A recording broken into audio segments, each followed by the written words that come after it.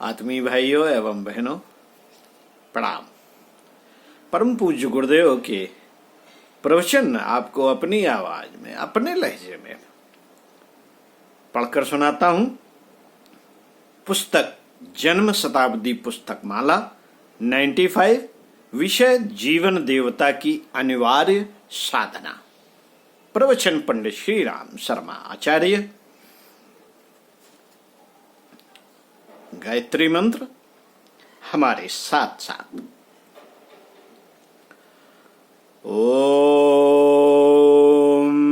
भूर्भुवः स्वाहा तत्सवितुर्वरेण्यं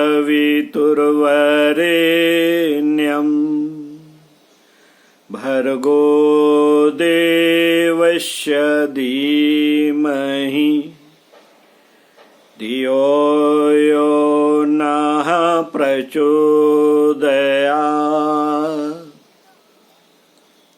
देवियों, भाइयों, उपासना की महत्ता अपरंपार है। भगवान के नजदीक आप बैठे उपासना करें तो देखेंगे कि उनके सारे गुण आप में आते चले जाते हैं। बिजली को जो छूता है तो उसके अंदर करंट आ जाता है। भगवान को जो छुएगा, भगवान से उसमें करंट आ जाएगा।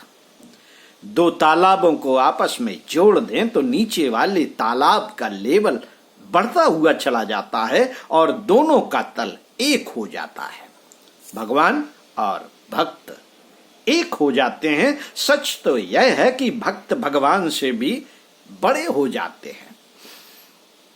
क्यों? क्योंकि भगवान भक्त का उत्साह बढ़ाना चाहते हैं और दूसरे कामों में उपयोग करना चाहते हैं।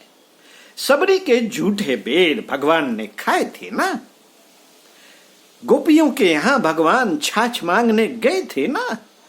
बलि के दरवाजे पर 52 अंगुल के बन करके भगवान आए थे ना। कर्ण के दरवाजे पर सोना मांगने के लिए साधु और भिखारी का रूप बनाकर गए थे ना। ये बड़प्पन है, भक्त का बड़प्पन। भृगु ने भगवान के सीने में लात मारी थी। कहा, कैसे भगवान है? कहा, कैसे भगवान है जो अपने कर्तव्य का ध्यान नहीं रखते। और भगवान ने महर्षि भृगु की लात के निशान को अपनी छाती पर अभी तक सुरक्षित रखा हुआ है। विष्णु की मूर्तियों में महर्षि भृगु की लात का निशान बना रहता है। महर्षि भृगु बड़े थे भगवान से। भक्त बड़ा होता है भगवान से, पर सही भक्त होना चाहिए।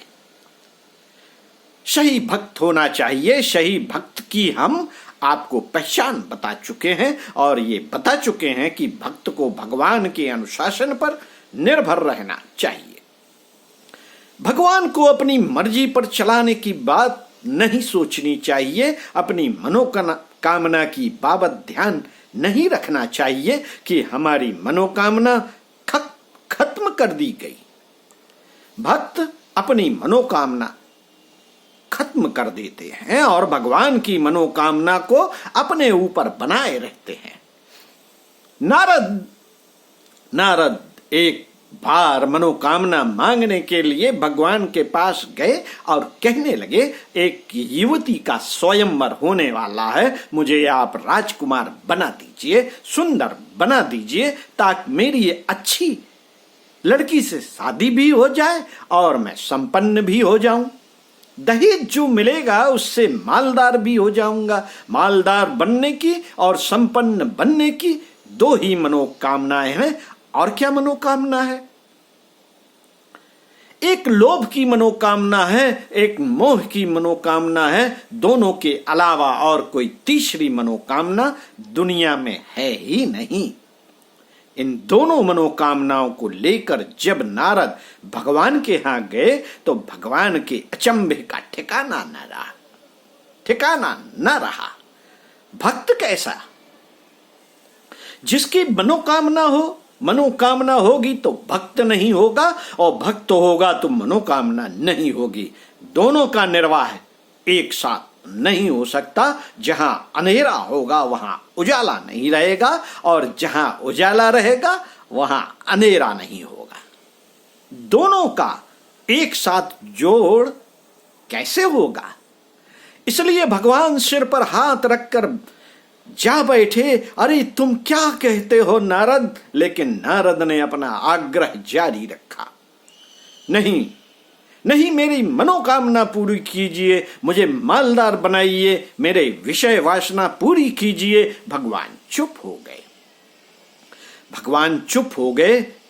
नारद ने सोचा, भगवान ने चुप्पी साध ली है, शायद मेरी बात को मान लिया होगा। भगवान को माननी चाहिए भक्त की बात, ऐसा ख्याल था।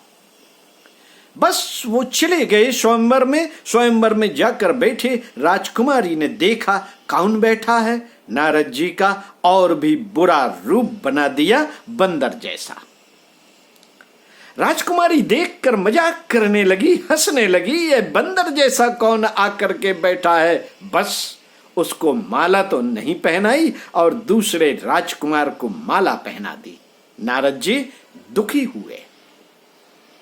फिर विष्णु भगवान के पास गए, गालियां बकने लगे। विष्णु ने कहा, अरे नारद, एक बात तो सुनो।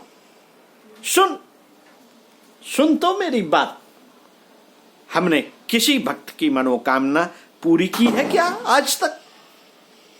इतिहास तो ला भक्तों का उठा करके। जब से सृष्टि बनी है और जब से भक्ति का विधान बना है, तब से भगवान ने एक भी भक्त की मनोकामना पूरी नहीं की। हर भक्त को मनोकामना का त्याग करना पड़ा है और भगवान की मनोकामना को अपनी मनोकामना बनाना पड़ा है। बस कल हम यह बता रहे थे कि आप अगर उपासना कर सकते हो तो आप भी भगवान के बराबर हो सकते हैं, उनसे बड़े हो सकते हैं। भगवान के गुण और आपके गुण एक बन सकते हैं। आप महापुरुष हो सकते हैं, महामानव हो सकते हैं, ऋषि हो सकते हैं, देवात्मा हो सकते हैं और अवतार हो सकते हैं। अगर आप उपासना का ठीक तरीके से अवलंबन ले लें तो। कल का यह विषय था। आज दूसरी बात बताते हैं आपको। अपनी पात्रता का विकास करना पड़ेगा। पात्र इसके लिए बनना पड़ेगा। पात्र अगर न होंगे तब शादी कोई लड़की करना चाहे किसी अच्छे लड़के से और वह बुढ़ी हो तब, गूंगी बहरी अंधी हो तब, तो कौन शादी करेगा? इसलिए पात्रता बहुत जरूरी है। कल हमने कहा था ना, उस दिन आपसे कहा था, गड्ढा होना जरूरी है बादलों की कृपा प्राप्त करने के लिए। बादल तो बरसते ही रहते हैं, उनकी कृपा तो सबके ऊपर है। गड्ढा जहां होगा वहीं तो पानी जमा होगा ना। गड्ढा ना होगा तब सूरज की कृपा तो हर एक के ऊपर है। लेकिन जिसकी आंखें खराब हो गई हो उसके लिए क्या कर सकता है? सूरज क्या कर सकता है उसके लिए? दुनिया में एक से एक सुहावने दृश्य दिखाई पड़ते हैं, पर एक से एक सुहावने दृश्य को देख कौन सकेगा? जिसकी आंखों का तिल साबुत होगा वही तो देखेगा। जिसकी आंखों का तिल साबुत नहीं तो कैसे देखेगा? आप जरा बताइए। जिसके कानों की झिल्ली खराब हो गई है, दुनिया में एक से एक बढ़िया संगीत और आवाज निकलती है, पर कानों की झिल्ली खराब हो जाए तब दुनिया के संगीत सुनने के लिए आदमी की कोई सहायता सेवा नहीं कर सकता। आदमी का दिमाग खराब हो जाए तब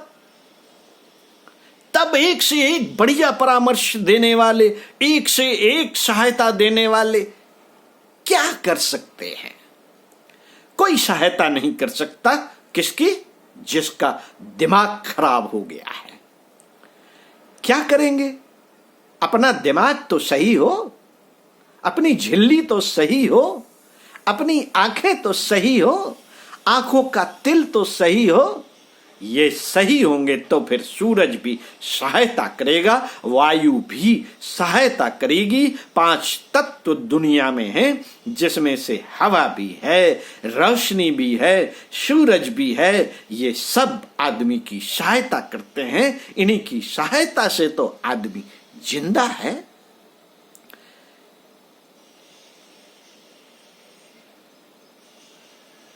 आदमी जिंदा तो, लेकिन आदमी जिंदा तो होना चाहिए। मर गया होगा तब सांस क्या करेगी, हवा क्या करेगी। बहुत अच्छी प्रातः काल की हवा है, हवा फेफड़ों को मिलनी चाहिए, पर लेगा तो तभी जब वह जिंदा हो। जिंदा नहीं हो तो क्या करेगी हवा।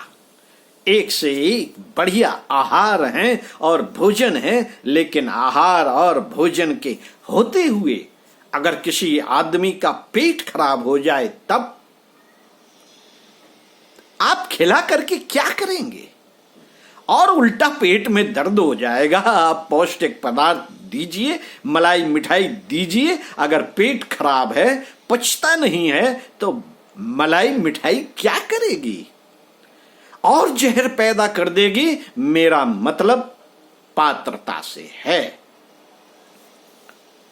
साथियों, आप ध्यान दीजिए और गौर कीजिए।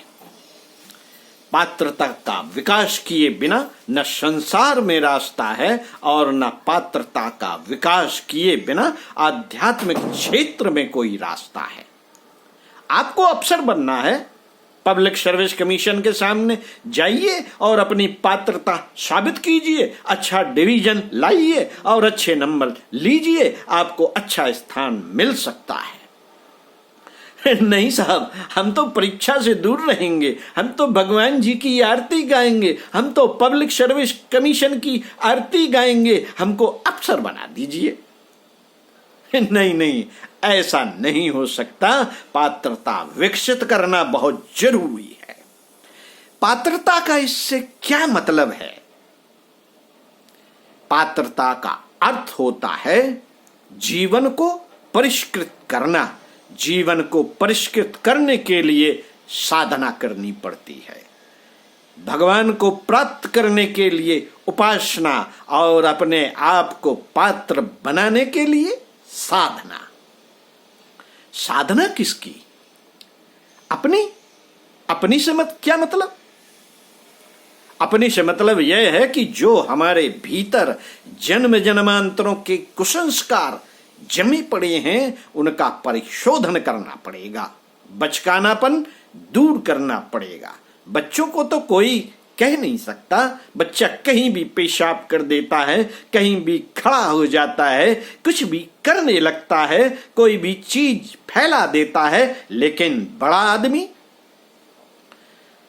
आदमी तो न केवल स्वयं संभल के रहता है, वरन दूसरों की चीजों को भी संभाल कर रखता है। ये बड़प्पन की निशानियां हैं।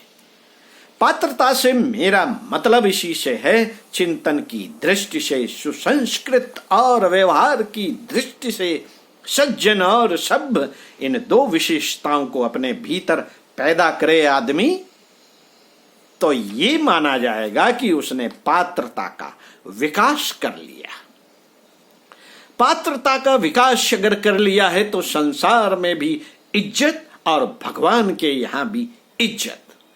और पात्रता का अगर आपने विकास नहीं किया तो संसार में भी उपहास और तिरस्कार, और भगवान के यहां भी नाराजगी। आप कहीं भी कुछ भी नहीं पा सकते।